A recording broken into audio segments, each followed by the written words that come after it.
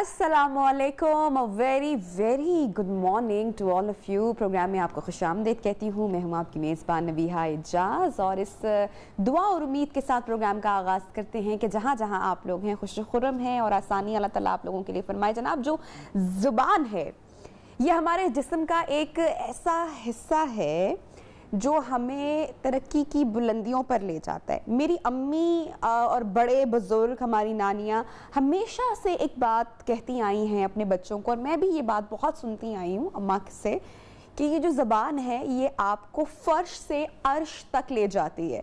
लेकिन आजकल का दौर थोड़ा सा इस तरह का है कि हम लोग बहुत ज़्यादा वोकल हो चुके हैं, हम बहुत ज़्यादा बोल्ड हो चुके हैं। वो कहते हैं ना, सियाने कह गए थे कि पहले तोलो और उसके बाद बोलो। लेकिन आजकल ये कहावत, ये बात बिल्कुल हम इस पर अमल नहीं करते हैं। ना तो हम बोलने से पहले तोलते हैं, ना हम सोचते हैं, और जो मन में या मुंह में आता है वो हम बड़बड़ा जाते हैं, जिसका खुमियाजा या नुकसान हमें हमेशा भुगतना पड़ता है। तो आज के दिन का आगाज़ मैं इसी बात से करूंगी, जिस पर अमल करना मेरे लिए भी बहुत ज़रूरी है और आपके लिए बहुत ज़रूरी है कि कहीं पर आप किसी महफिल में बैठे हों, किसी दफ्तर में बैठे हों, किसी गैदरिंग में बैठे हों, कहीं मेहमानों में बैठे हों, तो सोच समझ कर बोलना चाहिए, क्योंकि यही आपको इज्जत देती है और यही आपको ज़िल्लत देती है। तो अपने जुमलों का इख्तियार, अपने अल्फाज का इख्तियार जो है वो आपके इख्तियार में है, तो इस बात पर थोड़ा सा काबू रखना चाहिए। जनाब, आगे बढ़ते हैं। ये तो आज की थी छोटी सी बात। प्रोग्राम की जो हाइलाइट्स हैं, आज प्रोग्राम में क्या होगा वो मैं आपके साथ शेयर करती चलूंगी। सबसे पहले तो प्रोग्राम के आगाज में हम बात करेंगे बदलते मौसम की, जो कि नहीं बदल रहा है। ये एक मेजर कंसर्न है, इस पर बात करेंगे। और जनाब, वजीर आजम साहब ने एक नौजवान को बहादुरी की वजह से मेडल देने की सिफारिश की है सदर पाकिस्तान से। ये भी आपको बताएंगे कि वो नौजवान कौन है और उसका कारनामा क्या है, उसने कौन सी बहादुरी का सबूत पेश किया है। साथ ही साथ एक ऐसी स्टोरी, एक ऐसे कपल, एक ऐसी मोहब्बत की दास्तान से आज नियो पाकिस्तान में आपको मिलवाएंगे, जिनकी लव स्टोरी कुछ दिन पहले, कुछ हफ्तों पहले बहुत वायरल हुई थी। उसमें अब क्या अपडेट है वो भी उन कपल से भी आपको मिलवाएंगे आज के प्रोग्राम में। और साथ ही साथ जनाब, जिन्ना हॉस्पिटल में नर्स की नाजेबा वीडियो बनाने की एक फहश हरकत, एक नाजेबा वीडियो का मामला है, डॉक्टर की जानिब से सामने आया है। इस पर एक डिटेल गुफ्तगू होगी कि असल मामला क्या है। सारे सेगमेंट्स होंगे आज के प्रोग्राम का हिस्सा। लेकिन सबसे पहले बात करेंगे जनाब बदलते मौसम की, जो कि नहीं बदल रहा है। क्योंकि मुझे बड़े अच्छे से याद है कि एक टाइम था जब हम स्कूल गोइंग थे, और जो मेरी एज ग्रुप के लोग हैं वो इस चीज़ को रियलाइज़ करते हैं कि सितंबर के एंड पर ही पंखे बंद हो जाते थे और अक्टूबर का जो मौसम था वो बड़ा प्लेजेंट मौसम हुआ करता था, और एसी का तो तसव्वुर भी नहीं होता था। पंखों में भी सर्दी लगा करती थी। थोड़े थोड़े कपड़े शिफॉन के, जॉर्जेट के, लिनन के निकल आते थे। लेकिन अभी अक्टूबर अपने एंड को पहुंच रहा है और लॉन से ही जान नहीं छूट रही है। तो जनाब, हम जरा इसके ऊपर बात करेंगे। जो हमारे साथ एक्सपर्ट मौजूद हैं, डॉक्टर एजाज अहमद साहब, माहिर माहौलियात हैं। डॉक्टर साहब, thank you so much for joining अस। मेरी टीम का और मेरा, और आई एम श्योर कि सारे जो इस वक्त लोग देख रहे हैं, उनका सबसे बड़ा कंसर्न ये है, वो जानना ये चाह रहे हैं कि लाहौर का मौसम तब्दील क्यों नहीं हो रहा है। सबसे पहले बहुत शुक्रिया आपका कि आपने मुझे मौका दिया। मौसम ये सिर्फ लाहौर नहीं बल्कि इस वक्त दुनिया भर में यही जो बेयकीनी की कैफियत है कि मौसम जो है वो गर्मियाँ काफ़ी प्रोलॉन्ग हो गई हैं, बढ़ती जा रही हैं, और सर्दियों में जो सर्दियों की शिद्दत है, अभी तो सर्दियाँ शुरू नहीं हुई और शिद्दत जो है वो इस वक्त तक तकरीबन फरवरी मार्च तक ये जो है शिद्दत रहती थी। तो अब वो चूँकि दुनिया भर में आपने सुना होगा ग्लोबल वार्मिंग और क्लाइमेट चेंज के जो सिनेरियो हैं वो बहुत ज़्यादा हो गए हैं। माहौल जो है उसके में तब्दीलियाँ आ गई हैं, और उसकी जो बुनियादी वजूहात हैं वो हम सबको पता है कि हमारा जो रहन सहन का जो तरीका है वो बहुत बदल गया है। हमने अपने माहौल को इस हद तक वो ख़राब कर दिया है कि जो एक बैलेंस था दुनिया भर में, जो टेम्परेचर हैं वो बढ़ते जा रहे हैं। ज़मीन पे जो इस वक्त जो आज से चंद साल पहले तक जंगलात बहुत ज़्यादा होते थे, जो कि एक बैलेंस क्रिएट करते थे, उन जंगलात की जगह अब घरों ने ले ली है, कंक्रीट ने ले ली है, सड़कों ने ले ली है, तो जिसकी वजह से वो जो सारे की सारी कुदरती जो अवामिल थे, जो कुदरती जो हमारे पास सहूलियात थी, वो हमने ख़त्म कर दी। जी। तो अब वो आप ये देखें, आप लाहौर में जो जब पहले शाहदरा से दाखिल होते थे तो आपको जो है वो महसूस होता था, जो दरिया रावी का जो ठंडक जो है वो महसूस होती थी। लेकिन अगर आप अब देखें तो अब वो पता ही नहीं चलता कब रावी आपने क्रॉस किया। एक तो रावी बहुत छोटा हो गया और दूसरा जो हर तरफ जो है वो कंस्ट्रक्शन इतनी हो गई है, आबादियां इतनी बढ़ गई हैं कि सारा का सारा जो माहौल है, जो कुदरती माहौल है, वो तकरीबन खत्म हो गया है। ग्लोबल तो वार्मिंग का उसकी डॉक्टर वजह साहब से आपने जिक्र किया और आपने बोला कि जंगलात का ना बढ़ना जो है माहौलियाती तब्दीली का एक one of the major cause है। और सर इसके साथ साथ जो ग्लेशियर्स की पिघलने की रफ्तार है सर, वो भी तेज हो चुकी है। देखिए वो बिल्कुल क्योंकि जब सर्दियां होती हैं तो बर्फ एक्यूमुलेट होती रहती है। जो ही गर्मियों में इजाफा होता है तो वो ग्लेशियर जो हैं वो मेल्ट होना शुरू होते हैं और वो हमारे पानी का मेन सोर्स हैं, जो हमारे दरियाए सिंध है और बाकी जो उसके साथ ट्रिब्यूटरीज हैं, उसमें जो पानी का जो मेन सोर्स है वो ग्लेशियर की मेल्टिंग है। लेकिन अब क्या हो रहा है कि चूंकि सर्दियां कम हैं तो उस शिद्दत से एक तो बर्फ जो है वो एक्यूमुलेट नहीं होती, जमा नहीं होती। दूसरी बात ये है कि गर्मियां चूंकि प्रोलॉन्ग होती हैं तो इसलिए जो ग्लेशियर है वो जल्दी मेल्ट होते हैं। अब वो जब मेल्ट होते हैं उससे क्या होता है कि जो आबादियां हैं उसके इर्द गिर्द जो हैं उसमें एक सैलाब की सी कैफियत जो है वो आ जाती है। ग्लेशियर लेक आउटबर्स्ट फ्लड्स जिनको एक टर्मिनोलॉजी यूज होती है और ये बहुत ही कॉमन हो गया है नॉर्दर्न एरिया में, गिलगित बल्तिस्तान और चित्राल के इलाकों में। जो पहले कोई 30-35 ये झीलें होती थी, अब जो है वो 50 से ज्यादा हो गई हैं। और वो जो झीलें हैं उसमें पानी जमा होता रहता है, आहिस्ता आहिस्ता ग्लेशियर जब मेल्ट होते हैं और फिर अल्टीमेटली चूंकि वो पानी को इतनी ज्यादा मिकदार में इकट्ठा हो जाता है कि वो बर्दाश्त नहीं करती, वो फिर फट पड़ती हैं और फिर वो सैलाबी जो है कैफियत हो जाती है, जिसकी वजह से वो आबादियां जो उसके नीचे रहती हैं उनको नुकसान पहुंचता है। जिस तरह हमारे यहाँ जब फ्लड आता है गर्मियों में या बरसात में तो वो फ्लड जो है वो नुकसान पहुंचाता है। इसी तरह वो फिनोमेना। डॉक्टर साहब यहाँ पे सवाल ये पैदा होता है कि चूंकि ये माहौलियाती और मौसमियाती तब्दीलियां तो रूनुमा हो रही हैं, लेकिन आने वाले चंद सालों में क्या क्या तब्दीलियां मेजर जो आपको लगता है कि वो तब्दीली रूनुमा हो सकती है या जो एक्सपेक्टेड हैं वो क्या हो सकते हैं? देखिए एक चीज जो मैं समझता हूँ कि इसमें शायद ये अच्छी हुई है कि ये इतनी शिद्दत से चीजें हुई हैं कि दुनिया जो ग्लोबल कम्युनिटी है वो भी थोड़ी सी उसको भी होश आई है कि ये हम क्या कर रहे हैं, हम अपने साथ क्या कर रहे हैं, अपनी नस्लों के साथ जो है वो क्या कर रहे हैं। तो एक वो इकट्ठे हुए आज से चंद साल पहले तक जो है इकट्ठे होके एक बाकायदा क्लाइमेट चेंज के हवाले से उन्होंने एक कन्वेंशन जो है वो किया कि दुनिया भर के जो ममालिक हैं वो इकट्ठे होकर उन्होंने वादा किया कि हम ये जो कुछ भी कर रहे हैं, ये ज्यादातर तो यही हो रहा है ना कि जो हमारा जो लाइफस्टाइल है, जो लिविंग पैटर्न है वो बहुत चेंज हुआ है। जहाँ पे पहले साइकिल पे लोग जाते थे अब गाड़ियां शुरू हो गई, जहाँ पे पहले एक गाड़ी होती थी वहाँ पे अब 3-3, 4-4 गाड़ियां हो गई। तो उसकी वजह से जो एग्जॉस्ट है, जो सारा एमिशन है, उसकी वजह से हीट बहुत ज्यादा हुई, ग्लोबल वार्मिंग जो है वो हुई। ग्लोबल वार्मिंग का बढ़ना, बिल्कुल आपने जो रीजंस हैं वो उससे हमें आगाह किया। Thank you so much doctor Ejaz Ahmed. आप हमें मौसमियाती और माहौलियाती तब्दीली और जो ग्लोबल वार्मिंग का जो एक सिलसिला है और पूरी दुनिया को जिसका सामना करना पड़ रहा है इससे मुतालिक आप हमें बता रहे थे। बहरहाल जनाब प्रोग्राम में आगे बढ़ते हैं और अब कुछ दिन पहले मैंने आपके साथ एक वीडियो शेयर की थी न्यू पाकिस्तान में और बड़ी ज़बरदस्त वीडियो थी और बड़ी ज़बरदस्त बहादुरी और शुजात का सामना किया गया था। नाजरीन, सिंध का शहर खैरपुर है जहां का ये रेलवे स्टेशन आप इस वक्त न्यू की टेलीविजन स्क्रीन पर देख रहे हैं, जहां पर 17 अगस्त को मुसाफिरों से खचाखच भरी ट्रेन गुजर रही है रेलवे स्टेशन से और कांस्टेबल यहां पर मौजूद है जिसकी वीडियो आप देख सकते हैं, जिसका नाम जमाल अहमद कलोड़ो है और ये इस वक्त अपनी ड्यूटी सर अंजाम जमील हैं और इस वक्त ये अपनी ड्यूटी सर अंजाम दे रहे हैं कि अचानक से आप देखें हैं तो कुछ ही सेकंड्स में एक जो मुसाफिर है उसका पैर फिसलता है और वो ट्रेन के नीचे आने लगता है, लेकिन जमाल की नज़र जैसे ही इस शख्स पर पड़ती है अगले ही लम्हे वो मुसाफिर को बाहर खींच लेगा। जमील, आप देखें ये जो वीडियो है इसमें आप ये मनाजिर देख सकते हैं और यूं कुछ ही सेकंड्स में जमील जो है वो मुसाफिर की जान बचा लेता है, उसको मौत के मुंह से बाहर निकालकर एक नई जिंदगी अगर कहा जाए मिलती है तो एक हादसे से बचना एक नई जिंदगी मिलने से कम नहीं होता है। अच्छा जी, वजीर आजम पाकिस्तान इमरान खान साहब ने अब इस वाक़े का नोटिस लिया है, उनके नोटिस में इल्म में ये पूरा मामला, ये वीडियो और जो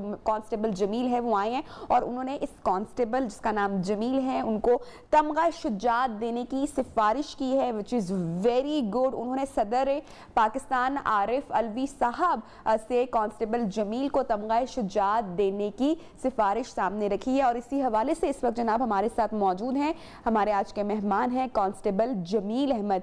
जमील, हमारे नाजरीन को एक मर्तबा फिर से पूरे वाक़े से मुतल्लिक जरा बताइएगा।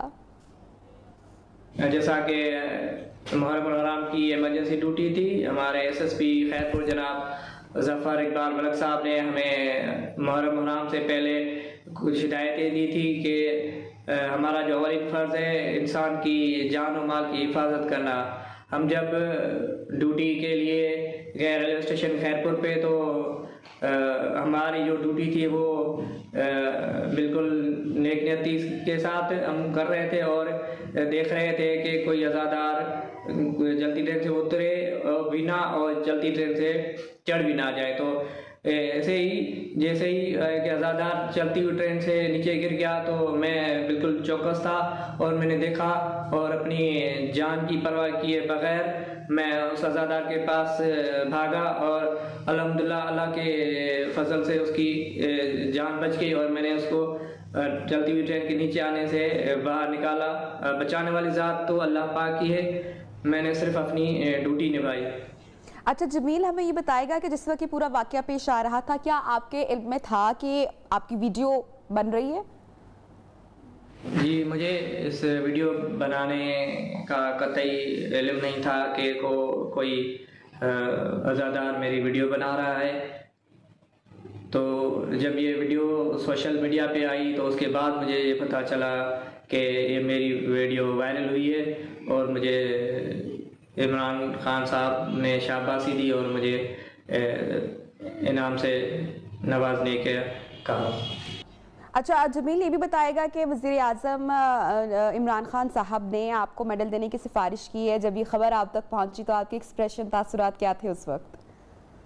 जी अल्हम्दुलिल्लाह, जब वज़ीर आज़म पाकिस्तान ने मुझे पहले शाबाशी दी और मुझे तमगाए शुजात से नवाजने के लिए कहा तो इस हिसाब से मैं और मेरे फैमिली मेम्बर अल्हम्दुलिल्लाह बहुत खुश हैं और मुझे आगे भी ऐसे मुझे अपने दोस्त मुझे अपने वालिदैन बहन भाई ऐसे ही हिदायत देते रहते हैं कि आइंदा भी ऐसे नेक नियति और ईमानदार ड्यूटी किया करें और नेकी का बदला अल्लाह पाक ही देता है। और जमील, सिंध पुलिस के आला अफसरान ने भी आपको शाबाशी दी?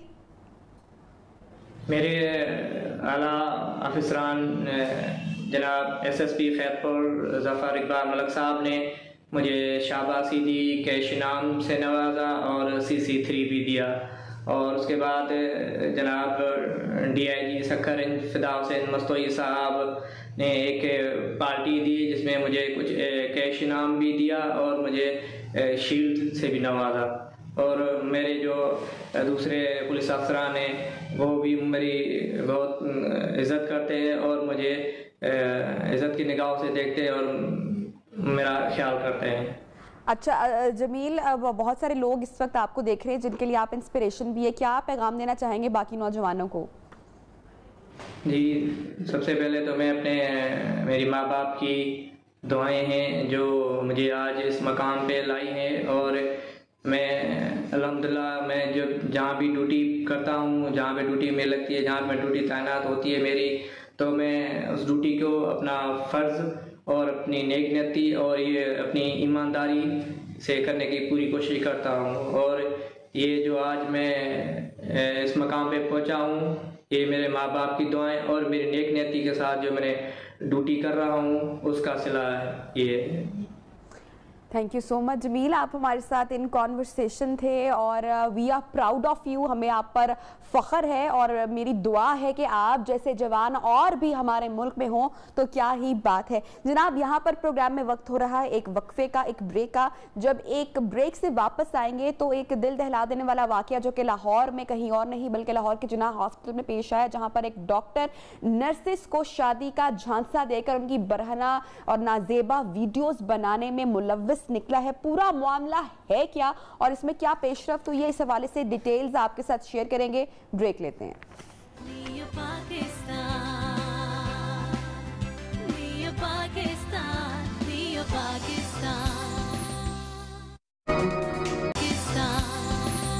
वेलकम बैक जनाब, प्रोग्राम में आपको खुश आमदीद कहते हैं। और जब भी अक्सर मैं प्रोग्राम में आपसे बात करती हूँ और किसी भी मसले का हल या कंक्लूजन हम निकालते हैं या हम अपने शो में वैसे बैठकर अक्सर डिस्कशन कर रहे होते हैं या मीटिंग कर रहे होते हैं या किसी महफिल में बैठे होते हैं, तो हम अक्सर ये बात करते हैं कि भाई तरबियत नहीं है, हमारे यहाँ तरबियत नहीं है। और तरबियत कैसे की जाएगी? तरबियत तब होगी जब आप तालीम हासिल करेंगे, जब आप कोई पढ़ाई लिखाई करेंगे, तो ही आप अपनी औलाद की और माशरे की तरबियत में किरदार अदा कर सकते हैं।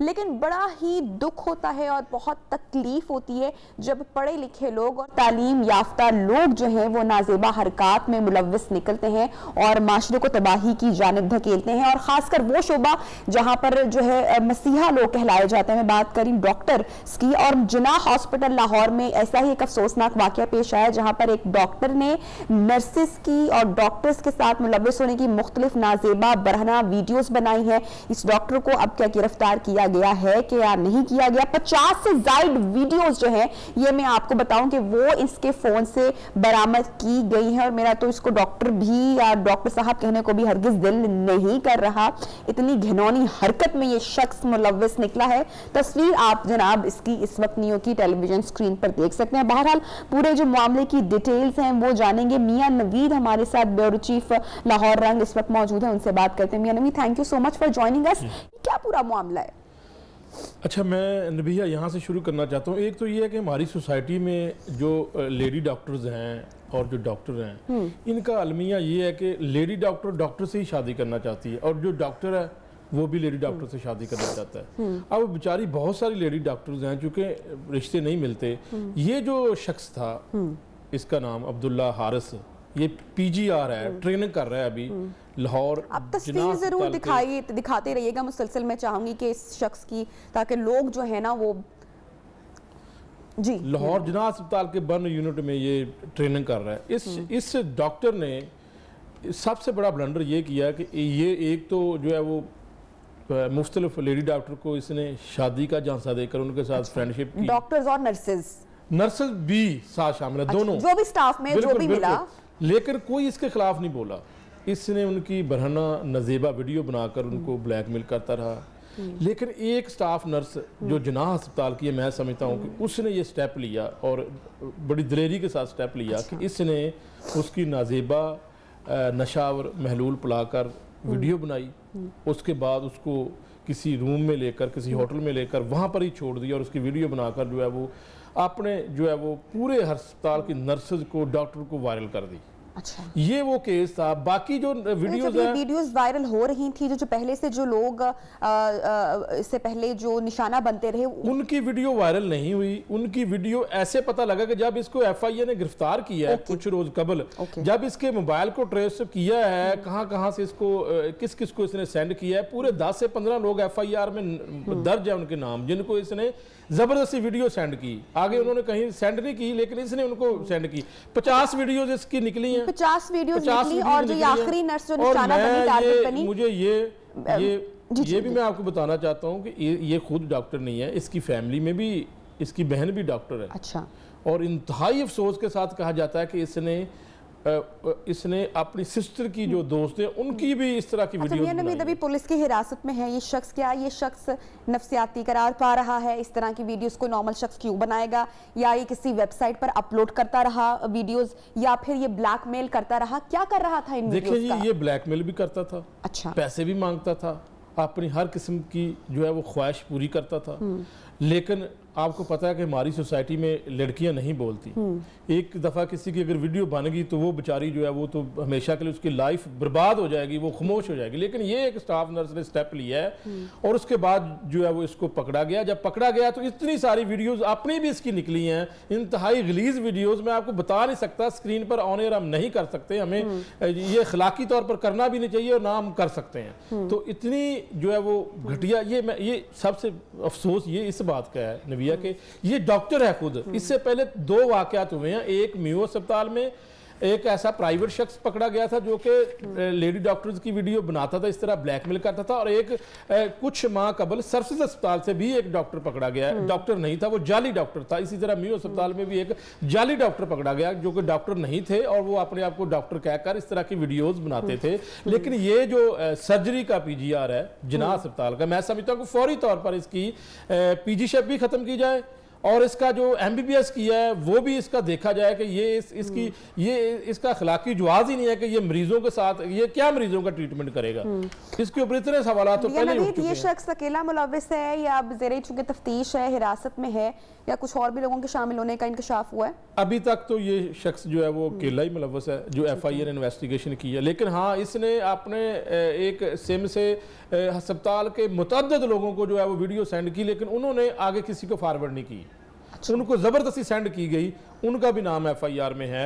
अब उनका क्या कसूर है, क्या नहीं कसूर है, क्या ये प्लानिंग की गई थी इस स्टाफ नर्स को फंसाने के लिए, क्या सारा मसला क्या था? इस शख्स के खिलाफ कार्रवाई हो सकती है? पुलिस में भी आपकी यकीनन जो है अफसरान उनसे यकीनन बातचीत हो रही होगी। ये पुलिस नहीं है, इसको FIA ने सारी कार्रवाई की है, मोबाइल को सारा, ये बड़ा सख्त जो है वो इस वक्त क्राइम है, बिल्कुल क्राइम है। और आजकल जो है वो बहुत सारे केसेस भी सामने आ रहे हैं। ठीक है, तो इसके ऊपर बड़ी सख्त सजा। मैंने जो गालबन 1-2 जो है वो वकला हजरात से पूछा, उसके अंदर तो कहा जाता है कि 9 साल इसकी सजा है। 9 साल तक अगर वो कोई मदई खड़ा रहता है। लेकिन अमूमन बदकिस्मती होता ये है कि कोई मदई फीमेल खड़ी नहीं होती। कोई फैमिली स्ट्रांग है पीछे से भैया? किस तरह से बताया जा रहा है इस शख्स का जो बैकग्राउंड है वो क्या बताया जा रहा है? मैंने आपको पहले बताया कि ये बूरे वाले का है। अच्छा। और इसकी फैमिली डॉक्टर है और पढ़ी लिखी फैमिली होती है। आपको पता है कि फैमिली में एक बच्चा भी अगर डॉक्टर बनता है तो वो फैमिली पढ़ी लिखी होती है। इसकी तो बाकी जो है वो सिस्टर स्टेटमेंट सामने आई है अभी तक? इसकी कोई इसने बस ये स्टेटमेंट दिया है, इसने ये वाली वीडियो इसके ऊपर इसने कहा जी मैंने बदला लिया है और मैंने ये जानबूझकर बनाकर वीडियो मैंने वायरल किया, मैंने बदला लिया है। इस लड़की ने जो मेरी ईगो को हिट किया था और इसलिए जो है मैंने ऐसा किया है। ये एक अपने आप को शहजादा समझता है। ऐसे लोगों को हिट करना चाहिए जिनकी ईगो बात पे हिट हो जाती है। आई एम श्योर के पुलिस और FIA भी अब इस शख्स को उतना ही हिट करेंगी जिसकी इतनी ईगो हिट हुई है। बहरहाल मियां नवी, थैंक यू सो मच, आपने पूरी जो स्टोरी है उसके जो हकायक और पस मंजर आपने में आगाह किया। वक्त हुआ है ब्रेक का, ब्रेक से वापस आएंगे तो जनाब रहीम यार खान से भी एक अजीबोगरीब स्टोरीज और वाकयात भाई हो रहे हैं, दुनिया में क्या कुछ हो रहा है शेयर करेंगे आपके साथ साथ। वहाँ के एक स्कूल की एक स्टोरी और वीडियो भी दिलचस्प भी है, हैरत अंगेज भी है। बहरहाल थोड़ा सा इंतजार करें, आते हैं ब्रेक से वापस।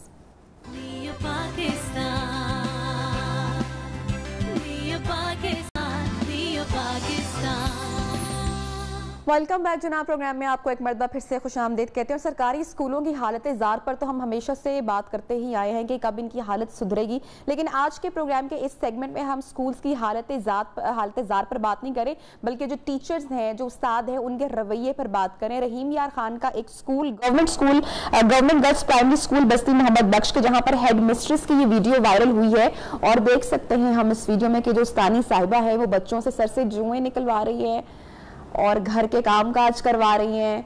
आप ही देख सकते हैं ये फुटेज, ये वीडियो देखें कि जो स्कूल की जो स्टूडेंट्स हैं वो कितने पुरसकून हॉल में बैठी हुई हैं और टीचर के सर को साफ कर रही हैं, सफाई कर रही हैं, सर भी दबाया जा रहा है, वो भी एक अलग वीडियो है। तो बहरहाल इस पूरी सिचुएशन के ऊपर बात करेंगे कि जनाब क्या हो रहा है। आखिर स्कूल में बच्चे जो हैं और वालिदैन जो हैं वो अपने बच्चों को स्कूल में तालीम हासिल करने के लिए भेजते हैं, ना कि टीचर्स के सर की सफाई की जाए। हंसी भी आ रही है, दुख भी हो रहा है, अफसोस भी हो रहा है। राना वसीम बहरहाल हमारे जो न्यूज़ रिपोर्टर है उनसे बात करते हैं। राना वसीम, क्या ये वाकया है जनाब? ये वीडियो वायरल हुई है, क्या हो रहा है इस स्कूल में? पढ़ाई तो नजर कहीं पर नहीं आ रही है, जुएं टीचर निकलवा रही है बच्चों से अपने।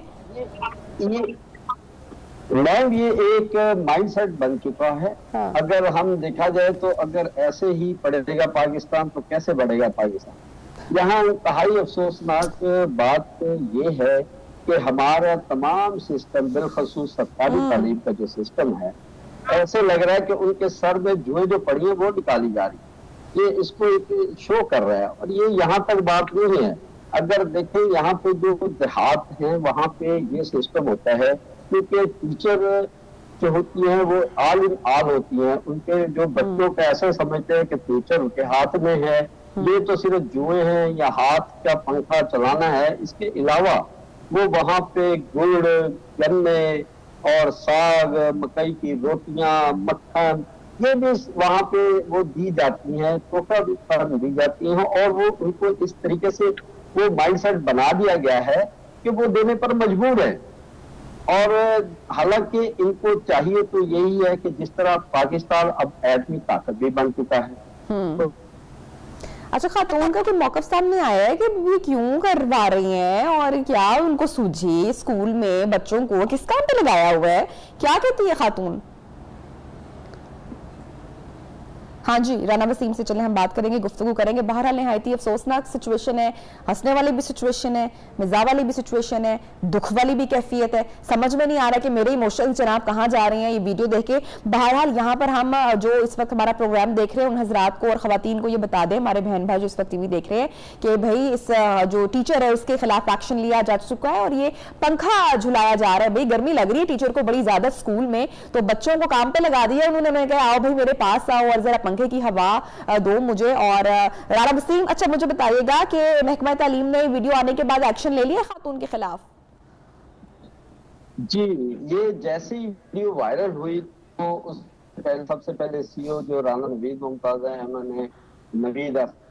उन्होंने फौरन एक्शन लिया और उसको मुअत्तल कर दिया। उसके बाद जब डीसीओ साहब ने भी ये वीडियो देखी तो उन्होंने दोबारा एक इंक्वायरी स्टैंड कर दी कि ओवरऑल ये इसको सिस्टम को काफी हद तक ही करने की कोशिश कर रहे हैं और की जानी चाहिए। इस हवाले से महकमा तालीम वालों से मेरी बात हुई थी, सीईओ साहब से, राना नवीद साहब से, कि भाई ये क्या है और ये ऐसे ये पहली मरतबा नहीं हुआ, अक्सर बेशतर होता रहता है।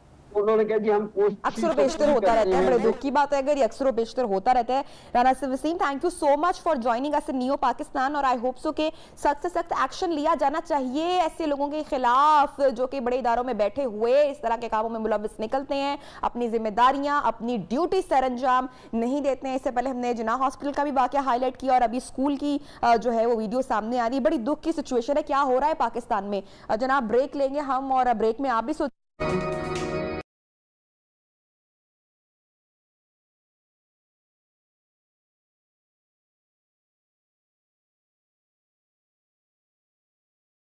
प्रोग्राम में सेगमेंट्स को आगे बढ़ाते हैं और जनाब डॉक्टर आतिफ काज़मी जो है वो हमारे साथ इस सेगमेंट में इन कॉन्वर्सेशन होंगे और हम बात करेंगे हमारे जो स्किन या जो जल्द के मसाइल हैं उसके हवाले से। और ख़वातीन मैं हमेशा बात करती हूँ कि वो स्किन को लेके, अपनी ब्यूटी को लेके बहुत ज़्यादा कॉन्शियस दिखाई देती हैं। और अभी डॉक्टर साहब की एंट्री हुई ही है हमारे ऑफिस में, स्टूडियोज़ में, कि कॉल्स क्या मैं समझती हूँ कि वह लोग डॉक्टर साहब अभी आना शुरू हो गए अपने मसाइल लेके, तो बनता भी है ख़वातीन हमेशा से कंसर्न दिखाई देती हैं। और अभी जो मौसम की तब्दीली हो रही है इसमें आपकी स्किन भी चेंज होती है, तो मोस्ट कॉमन जो प्रॉब्लम्स होती हैं जिसको फेस करना पड़ता है ख़वातीन को, उसमें क्या है?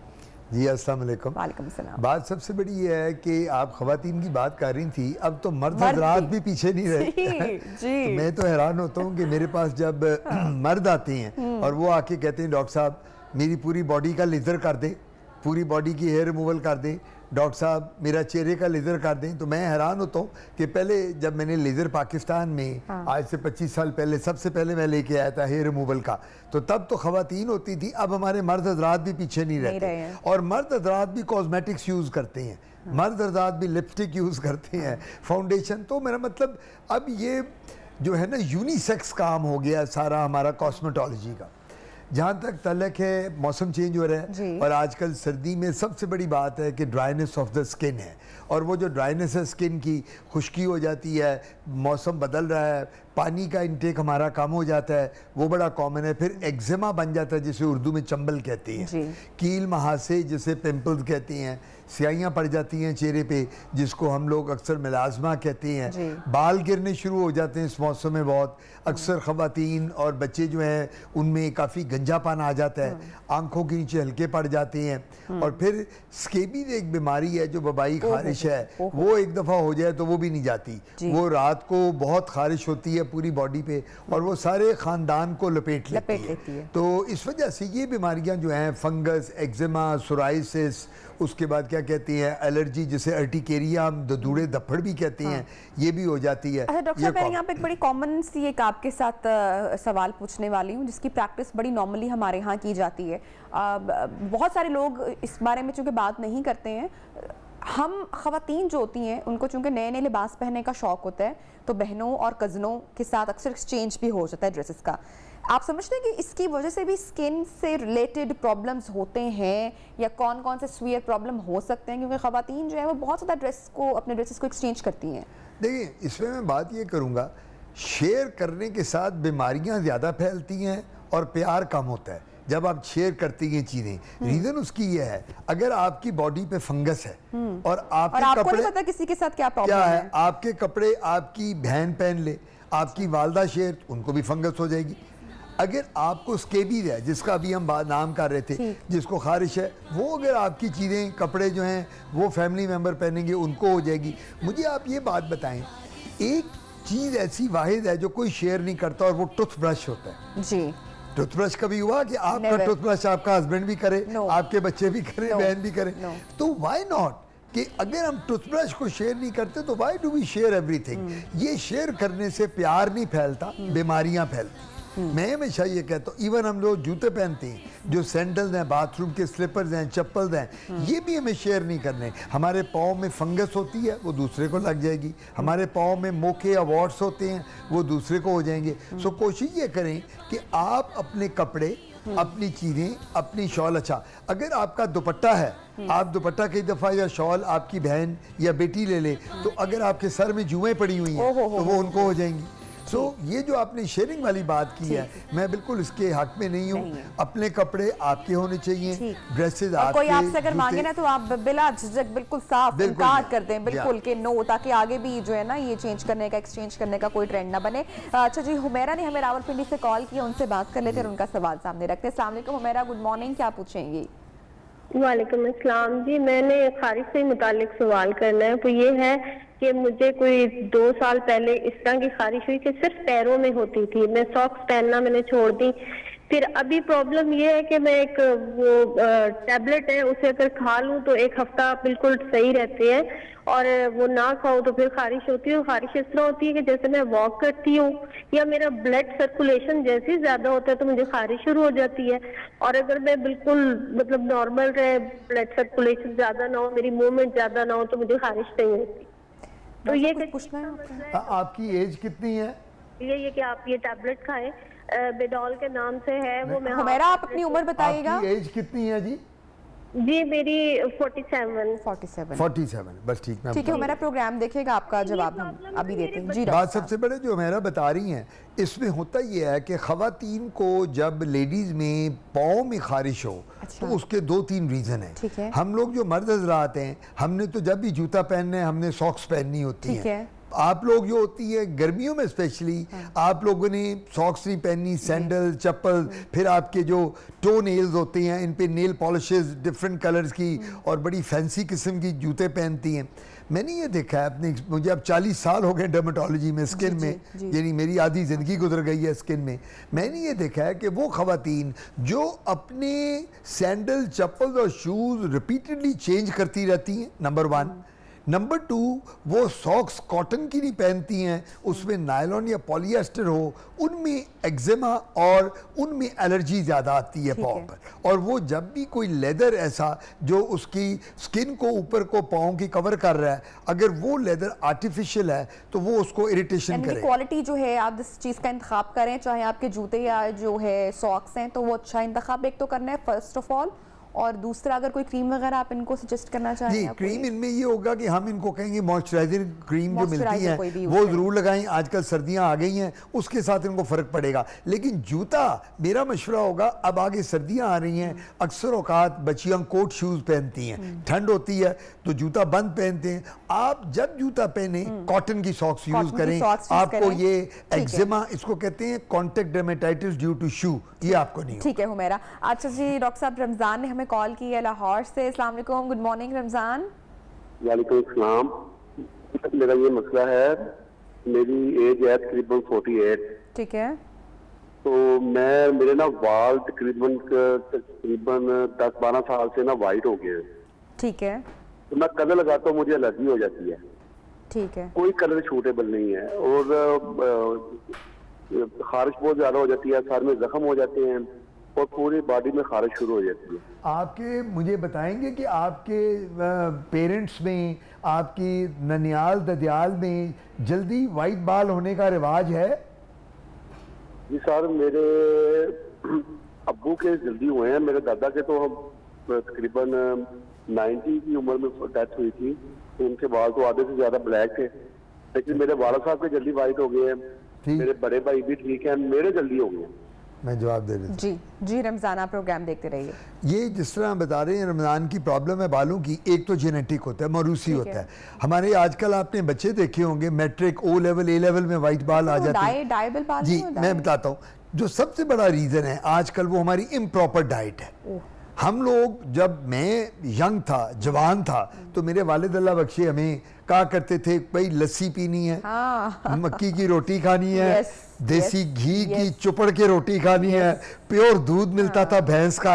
अच्छा, अब आजकल बर्गर, पिज़्ज़ा, शवारमा, ये चीज़ें हमारे दिमागों में। अब मुझे आप बताएं, आजकल जितने बच्चे हैं वो अपने माँ बाप को डेली फास्ट फूड रेस्टोरेंट्स में लेके घुसे होते हैं रात को, और उन फास्ट फूड में ना कोई ताकत है। देखिए, वंस वीक तो आप ले लें, तो इम्प्रॉपर डाइट हम लोगों ने फ्रूट्स, जूस, फल, दूध, दही ये खाना बिल्कुल कम कर दिया है। अब दूध की बात करो ना, अगर आपकी मेरी उम्र में किसी से हम कहते हैं हाँ ये दूध नहीं पीना, भाई हमसे दूध नहीं पिया जाता। हाँ। देखे ना, आपको मैं कहूँ या आप मुझे कहो, मैं भी नहीं पीता दूध। तो मैं किस तरह कॉम्पेंसेट करता हूँ? मैं ये करता हूँ, डिजर्ट्स ले लेता हूँ, मिल्क शेक्स ले लेता हूँ, तो वो उसके साथ। तो मैं इनको रमज़ान को और तमाम सुनने वालों को जिनके वाइट बाल हो रहे हैं, मैं ये कहूँगा डाइट पे फोकस करें, मिल्क शेक, दूध और फ्रूट ज्यादा लें। एंग्जाइटी और स्ट्रेस का एलिमेंट आजकल बहुत हो गया। लाइफ इतनी कंपेटिटिव हो गई है, इतना टफ कंपटीशन हो गया है, किसी भी आप डिसिप्लिन में आगे बढ़ें तो इतना जबरदस्त आप स्ट्रेस लेते हैं, स्ट्रेस से फिर आपके बाल और वाइट होते हैं। और सिर्फ स्ट्रेस से बाल नहीं वाइट होते, और भी बहुत सारी बीमारियां आप उनको जो है इन्विटेशन दे रहे होते हैं। मोहम्मद इकबाल ने हमें कॉल किया। अस्सलाम वालेकुम, गुड मॉर्निंग मोहम्मद इकबाल, क्या पूछेंगे? मैं डॉक्टर साहब से बात करना चाहता हूँ, उनसे पूछना चाहता हूँ, मेरी जिल्द का ना बाई टांग में ब्लैक कलर के निशान बन गए हैं। अब ऐसा ऐसा मेरे सर पे आ गए हैं, अब सर ब्लैक कलर के निशान है। जैसे मेरे सर पे आए हैं ब्लैक कलर के निशान, मेरे सारे बाल उतर गए सर से, अब चेहरे पर भी मेरे आ गए हैं। ये ब्लैक कलर के निशान कब से आपको निकल रहे हैं बेटा? ये तकरीबन मैं अब 7-8 साल हो गए हैं मेरे निशान बन। मैंने डॉक्टर से काफी दवाई वगैरह ली है, लेकिन कोई फर्क नहीं पड़ रहा। आपकी एज कितनी है? मेरी एज है अब 30 हो चुकी है इस वक्त। 30?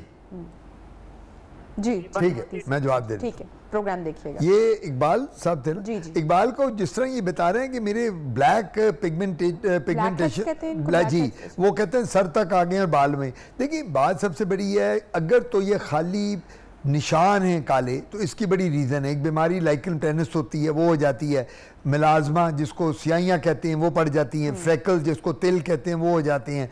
फिर तो ये वो बीमारी है। और अगर ये खाली दाने हैं जिसको ब्लैक हेड्स कहते हैं, कील महासे, तो इनका इलाज है। ये एक दफ़ा हमारे पास आ जाएं, मुझे दिखा दें, किसी डर्मेटोलॉजिस्ट को दिखा दें, माहिर अमराद जिल्द को, तो इसका इलाज मुकम्मल हो जाएगा इंशाल्लाह। इनके बाल भी ठीक हो जाएंगे, आ जाएंगे। और ये जो काले निशान हैं, हम इनको सनब्लॉक भी देंगे। सनब्लॉक के साथ हम खुद क्रीम्स डिस्पेंस करते हैं जो डर्मेटोलॉजिस्ट होते हैं। यानी आप अगर मेरे पास आएँ और मुझे कहें डॉक्टर आतिफ मुझे आप गोरा कर दें, तो मैं गोरा करने वाली क्रीम नहीं आपको दूंगा। मैं आपको ये कहूँगा, मैं खुद क्रीम बनाता हूँ जिससे आपकी स्किन पे ग्लो आ जाएगी।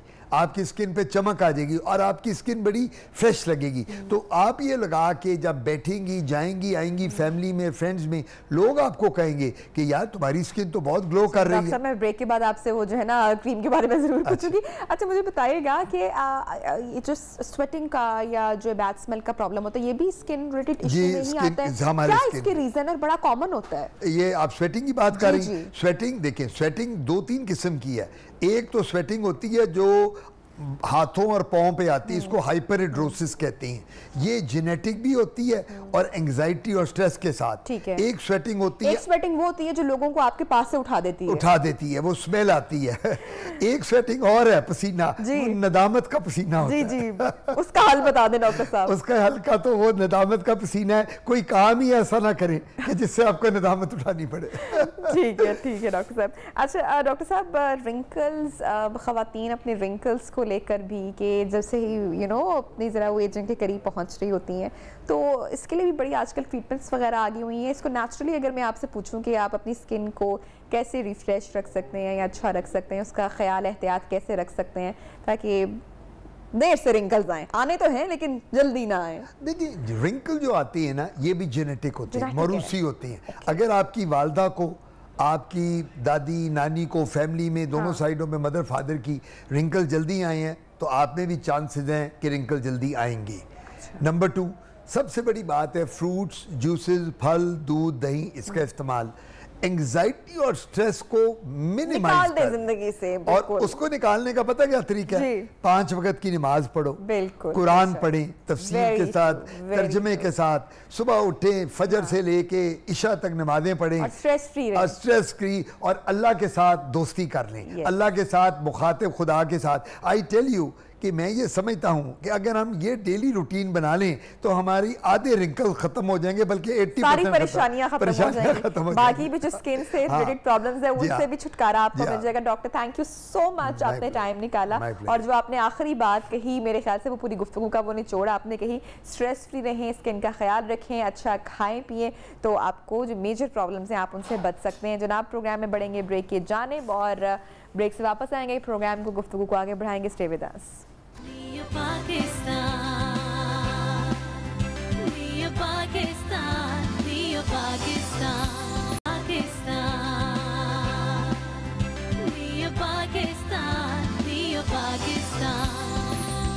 वेलकम बैक जनाब, वेलकम बैक। और प्रोग्राम के बाद एक गाना मेरे जहन में आ रहा है और मैं गुनगुना नहीं सकती लेकिन थोड़ा सा आपको ज़रूर कहूँगी, मोहब्बत जिंदाबाद, ए मोहब्बत जिंदाबाद। और मोहब्बत चाहे कोई भी ज़माना रहा हो, कोई भी वक्त रहा हो, उसने मुख्तलिफ शक्ल इख्तियार की और अपने आप को हमेशा के लिए दुनिया में अमर किया। चाहे हम हीर रांझा की मिसाल देख लें, रोमियो जूलियट को देख लें, ससी पुन्नू को देख लें, लैला मजनू को देख लें या फिर शीरी फरहाद को देख लें, मोहब्बत हमेशा ज़िंदा रहती है। और आज की जो मोहब्बत की दास्तान है उनसे मैं आपकी मुलाकात करवा रही हूँ, क्योंकि हमने हमेशा नॉवेल्स, फिल्मों में, ड्रामों में या तारीख़ में हमने उस मोहब्बत है। और बड़े सयाने ये भी कह गए हैं कि असल मोहब्बत या इश्क वही होता है जो अधूरा रहता है। लेकिन आज एक ऐसी इश्क की दास्तान है, एक ऐसा प्यारा कपल जिनको आप बड़े अच्छे से जानते हैं, थ्रू सोशल मीडिया आपने उनको देखा है और बड़ा प्यार और बड़ी दुआएं भी दी हैं। इन्होंने एक दूसरे को पा लिया और पाने के बाद एक दूसरे को अमर किया। और मैं समझती हूँ कि इनका भी नाम, जब तक मोहब्बत की मिसाल का जिक्र होगा, इनका भी नाम लिया जाएगा। जनाब मैं बात कर रही हूँ सना और दाऊद की। और आपको पता है कि दाऊद जिस हादसे का शिकार हुए थे, मुख्तलिफ चैनल्स ने, BBC ने, पाकिस्तानी मीडिया ने कवर किया था। और उसके बाद सना और दाऊद की चूँकि इंगेजमेंट हो चुकी थी और घर वाले सना के बिल्कुल तैयार नहीं थे इस शादी के, लेकिन सना ने ये स्ट्रॉन्ग डिसीजन लिया, ये फैसला किया और उन्होंने अपना जो वादा दाऊद के साथ किया हुआ था उसको निभाया। और आज इनकी शादी को 9 महीने गुजर चुके हैं। दे आर स्टिल टुगेदर और एक मिसाल है तमाम देखने वालों के लिए। अब जनाब अच्छी बात यह है कि आहिस्ता आहिस्ता जो दाऊद हैं वो ज़िंदगी में अपने कदम बढ़ा रहे हैं। आप वीडियो भी देख सकते हैं, वो वीडियो में भी आपको ज़रूर दिखाऊंगी। और सना और दाऊद हमारे साथ इन कॉन्वर्सेशन है, स्टूडियो में मौजूद है। अस्सलाम वालेकुम, गुड मॉर्निंग, क्या हाल है सना, दाऊद कैसे हैं आप? ठीक ठाक हैं दाऊद?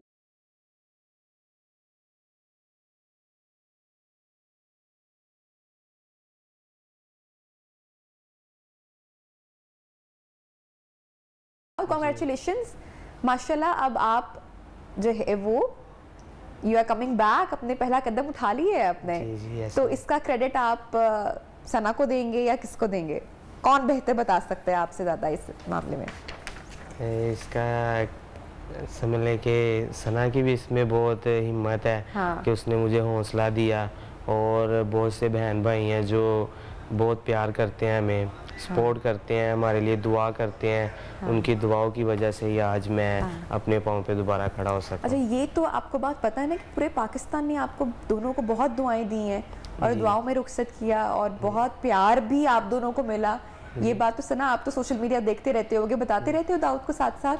जी देखते रहते हैं हम दोनों ही। दिखाती हूँ कि आज ये वाली वीडियो चल रही है, आज ये वाली चल रही है, और बहुत अच्छा लगता है कि सब इतना प्यार करते हैं, इतनी सपोर्ट करते हैं। सोशल मीडिया पे कुछ ना कुछ शेयर करती रहती हो? जी, दाऊद की रूटीन के दाऊद साहब आज ये कर रहे हैं, दाऊद साहब को हम यहाँ लेके जा रहे हैं। अच्छा, दाऊद ने जब पहला कदम बढ़ाया तो क्या एहसास था उस वक्त सना आपका? उस वक्त टांग लगी तो दाऊद साहब मेरे सामने थे। तो जब फर्स्ट डे तो इसे चला नहीं गया, फिर भी मैंने इसको हौसला दिया। मैंने कहा नहीं दाऊद साहब, आप ना हिम्मत रखो, आप चलोगे। तो फिर नेक्स्ट डे हम गए तो दाऊद साहब थोड़ा सा ऐसे आहिस्ता आहिस्ता चले, मेरे मतलब साथ साथ चल रहे थे। बड़ी खुशी, ये तो बड़ी खुशी की बात है। तो फिर अभी आंखों में आंसू क्यों आ रहे हैं? ये तो खुशी के आंसू है मेरे ख्याल से, है ना? जी, कुछ बताओ हमें, अपने दिल का हाल सुनाओ थोड़ा सा। वो बयान करना मुश्किल है, लफ्जों में खुशी को बयान करना मुश्किल हो रहा है। हाँ जी, जो हमने मतलब ड्रीम्स देखे थे कि मेरे साथ चलेगा, मेरे साथ हम यहाँ पे जाएंगे, वहाँ पे जाएंगे। तो आज शुक्र है खुदा का कि आज दाऊद साहब मेरे साथ कदम से कदम मिलाकर चल रहे हैं, तो बहुत ज़्यादा खुशी होती है। तो अब क्या सोचती हो और क्या ख्वाब देखती हो? आहिस्ता आहिस्ता पहला ख्वाब तो पूरा हो गया है। हाँ जी, अब क्या ख्वाहिश है? आहिस्ता आहिस्ता सारी कमियां दूर हो रही हैं। अब बस बाजू के दाऊद साहब के बाजू लग जाएं इंशाल्लाह, और ये वाली कमी भी हमारी पूरी दुआएं आपके साथ हैं। मुझे इस ना बताओ कि आपके जो घर वाले हैं, जो पेरेंट्स हैं, उनकी नाराज़गी अभी भी बरकरार है, ताहाल है? बात वगैरह करने की कोशिश की? किसी ने मीडिएटर बनने की कोशिश की बीच में? उनकी तरफ से कोई राब्ता हुआ? नहीं, पहले बात हुई थी तो जब ये न्यूज़ चली तो उनको थोड़ा गुस्सा आया। तो इस वजह से वो मेरे साथ बात आपने अपने जो है दाऊद की जब पहला कदम दाऊद ने उठाया तो वो वाली वीडियो घर वालों को शेयर की? घर में किसी को, बहन या भाई को या अब्बा को? नहीं, किसी के साथ नहीं। मेरा अब कोशिश करना छोड़ दी है?